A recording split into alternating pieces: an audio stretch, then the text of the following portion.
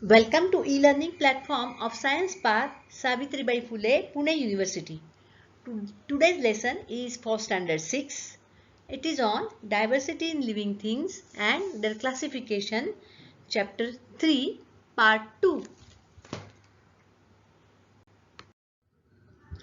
Structure of a plant. Here we will see what is the structure of a plant. A plant has two parts, root system, that is below the ground, and shoot system. The root system supports the plant, absorbs nutrients. The second part is the shoot system. It has stems, leaves, flowers, fruits, etc. on it. Each system has its own functions. So we will see what are these functions. What does the stem do? That means functions of stem. The roots absorb water and nutrients from soil. These are transported to all parts of the plant through stem.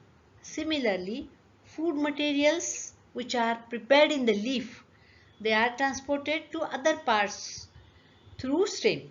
So thus stem is like a two-way street for all these materials, and transportation is of these substances is the main function of stem. This is done with the help of two vessels, xylem and phloem. These vessels are shown in the slide. Thus, the stem carries out transportation of water and other substances.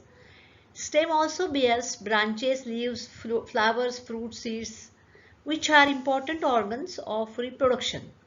Some stems can be cut and replanted in soil, and then it grows as a new plant. So this is a kind of vegetative reproduction. This is also one of the functions of the stem. Modified stems.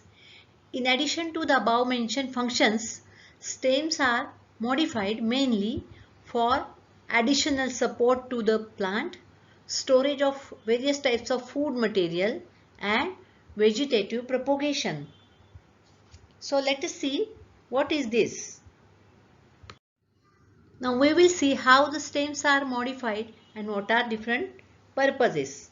Some vines like cucumber and pumpkin, they produce tendrils, that means spring-like parts which hold the support, any kind of support.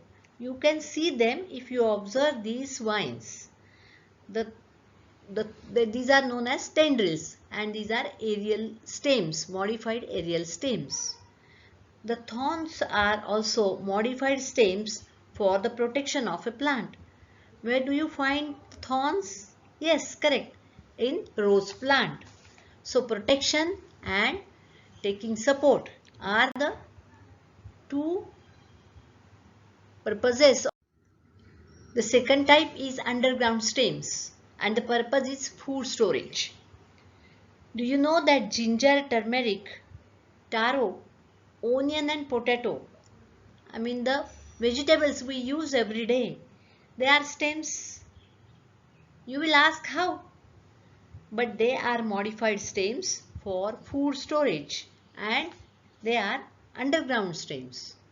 You can see them in the next slide. You can see here in this slide ginger, then taro, that is alu, which we call alu in Marathi, then onion and potato. These also can be used for vegetative propagation as well as storage of food.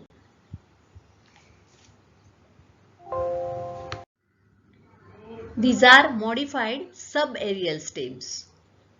They are known as runners and stolons. Some stems which grow parallel to ground help in vegetative propagation, regrowing the plants. Examples are very common. You can see in any garden with oxalis with rounded leaves and mint, that is pudina in Marathi. These are the examples of modified subaerial stem. and the purpose is vegetative propagation of the plant.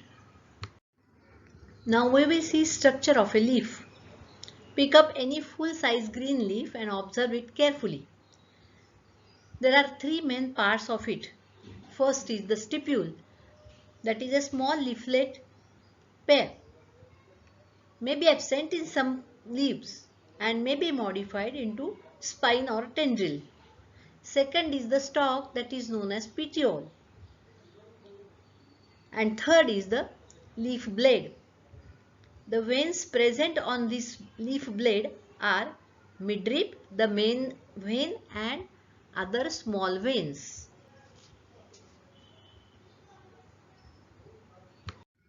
There are two types of leaves, simple leaf and compound leaf. In simple leaf, there is single leaf blade, while in compound leaf there are separate leaf blades called as leaflets. You can see some examples of simple leaf and compound leaf. Guava and mango, they are showing simple leaves, while neem and rose, they are compound leaves. Here are two activities. First is impression of leaf and second is draw a leaf. You will find fun in doing them. Let us start a first activity. Take any leaf and put it under a paper sheet of your notebook. Hold the paper or hold the notebook paper with left hand, stretch across the leaf. Hold the pencil horizontal, that is parallel to the paper notebook, and rub it on the portion of the paper having the leaf below it. You will get a shape of leaf along with the veins and the midrib. The second activity is take any green leaf, place it on a plain paper sheet or your sheet of your notebook and draw the outline of the leaf completely. Remove the leaf and looking at the midrib and veins, make a nice drawing of it and paint it with the appropriate colors. Now you have two leaves. The first is black and white and the second will be the actual drawing of the leaf. Now look at the veins. The design of veins in the leaf blade is called the venation. If this is a mesh-like or net-like, it is known as reticulate venation. If the veins are parallel to each other, it is known as parallel venation. Parts of a flower. Let us see what are different parts of a typical flower. Flower is very attractive, important part of the plant. Why? It is an organ or part responsible for its reproduction. Let us see what are different parts. There are four parts. Take an hibiscus flower. The outermost part is sepals, green in color. It protects the flower bud. See how many sepals are there. Second part or second one is petals. The most attractive part of the flower. Hibiscus is normally red in color. How many petals do you find here? Are they joined? The third is stamens. You can look at the figure.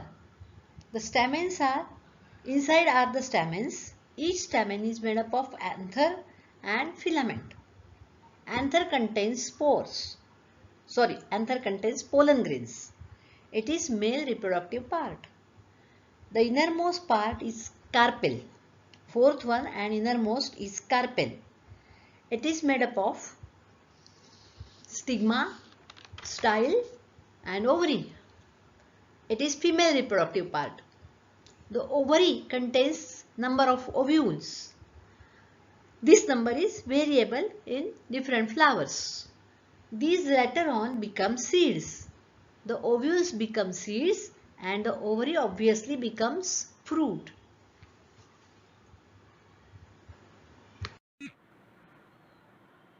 This is hibiscus flower. Today we will dissect it, open it and see different parts of this flower. The outermost part is called as sepals. It protects the flower when it is in bud. Now what I will do is, there are 5 sepals for the hibiscus flower. This number varies depending on the flower. I am going to remove all the sepals and put it here so that you can see there are 5 number of sepals.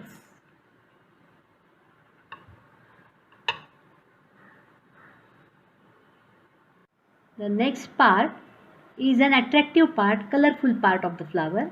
These are called as petals. In hibiscus there are 5 petals. Because of the color of the attractive color of the petals, insects are attracted towards the flower. So I will show you the 5 petals. 1, 2, 3, 4 and 5. Next part is stamens.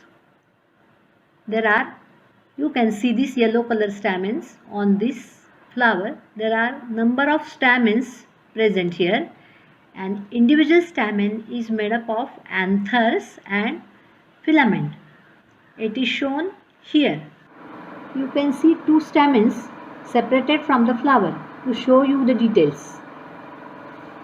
Each stamen is made up of filament, the lower part, and the anther, which is the top part and yellow in color. The anther contains large number of pollen grains in it. Now I am going to show you the innermost part of the flower. This part is known as carpel. This carpel is made up of 3 parts. I will show you these parts one by one. The first and the topmost part is here. I am showing you this part. This part is called as stigma. There are 5 stigma which are red in color in hibiscus flower. Now these are stamens which we have already discussed. Attached to this stigma is a tube-like structure. Now you can see this. This is known as style. The red color tube is known as style. And the third part is at the base, and it is called as ovary. This one is the ovary. So this carpel is made up of ovary, tube-like structure which is style, and at the top of it are stigma, which are 5 in number in hibiscus flower. Now to summarize, let us see all the parts of the hibiscus flower. This is the outermost part. These are called as sepals. They are 5 in number. This is the inner part, that is petals, colorful. They are also 5 in number. This is the third part, that is stamens, which are many, yellow color. And last part is the carpel. That carpel is made up of stigma, which are 5, which are at the top, 5 in number. Then red color tube-like structure style, and at the base is the ovary. This one is the ovary. So these are all parts of the flower, hibiscus flower, jaswand, what we call it in Marathi. Let us see functions of root system. That is, what do roots do? Roots absorb water and minerals from soil. This is carried out or done with the help of very small microscopic root hairs. You can see these root hairs in the figure. The roots also hold plants firmly in the soil, and roots may be modified for food storage and additional support. Let us see some modified roots, aerial roots and food storage. The first picture is a very common sight, an old banyan tree. What are the aerial roots for? There are 2 purposes. They give additional support to the plant, and also they propagate over a large area. The other picture is radish, beetroot and carrot, which we include in our food. So these are modified roots for storage of food. Here is one activity for roots. Go to any open place near your house, then look for some weeds or small plants. In rainy season, large number of such plants are seen growing in open spaces. Dig out 5 plants carefully so that the roots remain intact. Wash these roots to clear the soil. Observe these roots carefully. Which type of roots they have? Label the plants as 1, 2, 3, 4 and 5. Write down the type of roots observed against each plant. The different types of roots we will see in the next slide. You can see 2 types of roots here. The first is taproot and the second is fibrous root. What is the difference between these 2 roots? We will see it in the next slide. The first is taproot system and the other is fibrous root system. Taproot systems are deep-rooted plants and fibrous root systems are usually not deep-rooted, shallow-rooted plants.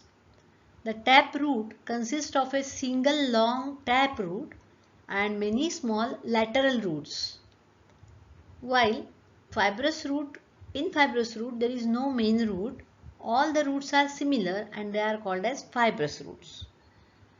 Taproot can survive in dry or rough areas, while fibrous root cannot survive. It can absorb surface irrigation water very quickly. The most important difference is that taproot system occurs in dicot plants and fibrous root system occurs in monocot plants. Here are few examples of both types of root systems. In mustard and radish, you will find taproot system, while in case of rice and onion, you will find fibrous root systems. Here are few homework questions, very simple. You have to write them in your notebook and make a practice of whatever we have learned.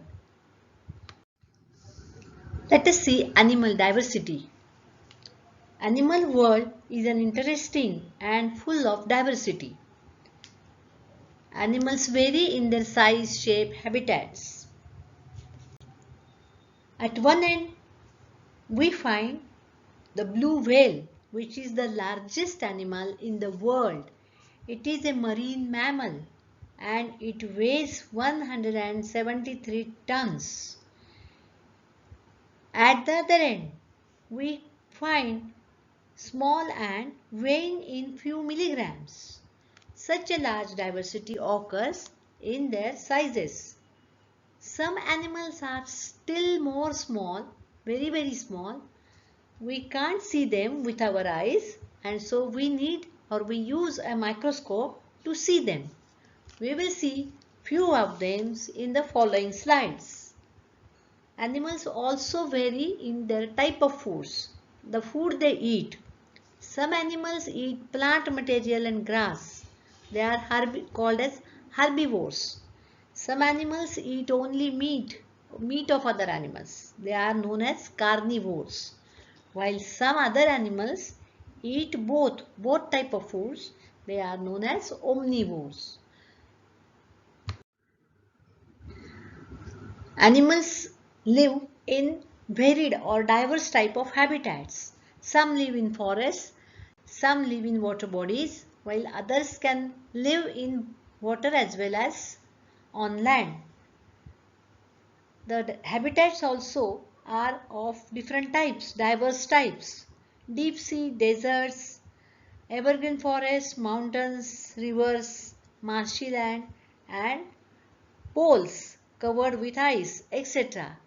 So in all different types of habitats and different types of animals live. Birds fly in the air. Now animals have different modes of reproduction. Some animals lay eggs, while some are like snake, duck, birds, lizard, all these animals lay eggs, while mammals, they give birth to their young ones. Animals also show great variety in their body structures. As we have seen that few animals are very small and microscopic. So let us have a look at them. The first is amoeba, the second is paramecium, and the third is algae known as chlorella. All these small and microscopic animals are unicellular. Their body is made up of only one cell, and all these three live in water. While the fourth one is the fungus, that is known as yeast, and the fifth is bacterium, that is the rhizobium. So all these are very small microscopic animals. Now here are few questions. You can see few animals here. What you have to find out is what is the food for these different animals. And you have to find it out and you have to write this. Write down all the names of the animals and write down their food in front of the name of the animal. Because as we have seen that different animals take different types of food. So find out whether they are herbivores or carnivores or omnivores. We know that animals vary in their body structure. Some animals have vertebral column while others don't have it. Those who have vertebral column are called as vertebrates, and those animals which don't have that vertebral column, they are called as invertebrate. So what you have to do is you have to again find out which are the animals having the vertebral column. So and write down names of the animals and write down in front of each animal whether they have vertebral column or not. Which animals lay egg and which animals give birth to the offsprings or to the young ones. So this is again a question for you. You have to find out and write down. Write down first all the names of animals and in front of them make a dash and write down whether they lay eggs or whether they give birth to their young ones.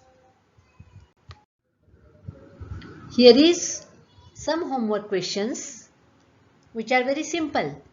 You have to again write them in your notebooks.